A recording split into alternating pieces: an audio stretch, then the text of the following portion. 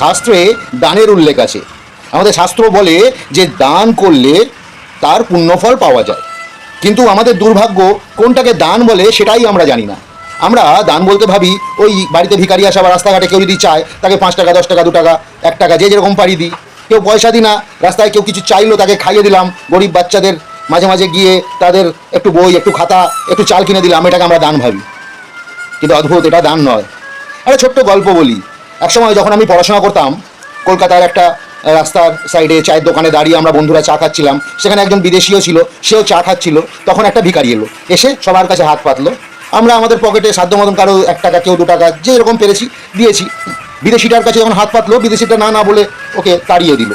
সে চলে যাচ্ছিল, তখন দেখলাম বিদেশিটা তার পকেটে হাত ঢুকালো, ঢুকিয়ে একটা বান্ডিল, টাকার বান্ডিল, সম্ভবত 500 টাকার বান্ডিল, সেটা নিয়ে গিয়ে পিছন পিছন আস্তে আস্তে গিয়ে ভিখারিটা ব্যাগটা এইভাবে ধরেছিল যেরকম ধরে, আর পিছনে বাজারের ব্যাগটা সাইডটা খোলা, ওই বান্ডিলটা ওই ব্যাগের মধ্যে বিদেশিটা ঢুকিয়ে দিল, দিয়ে আবার চা দোকানে চলে এলো। আমি আমার কৌতূহলের বশে প্রশ্ন করলাম, হোয়াট আর ইউ ডুইং? তুমি তো ভিক্ষা দিলে না?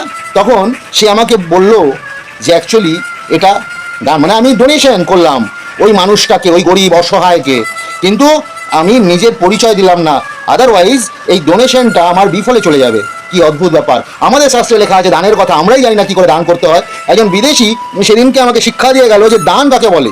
দান হচ্ছে সেটাই যার কোনো নাম থাকবে না। দান হচ্ছে সেটাই যেটা আমি অন্তর থেকে করব, যেটা উপকারের জন্য, তার জন্য বিনিময়ে আমি কিছু চাইবো না।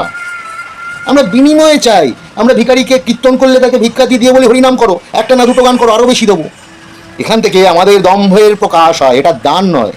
দান হচ্ছে যার কোনো নাম থাকবে না, নিঃস্বার্থে করা, তার উপকারে আসা। তাই আমাদের শাস্ত্র বলে দান করো, দানের ফল তুমি নিশ্চয়ই পাবে।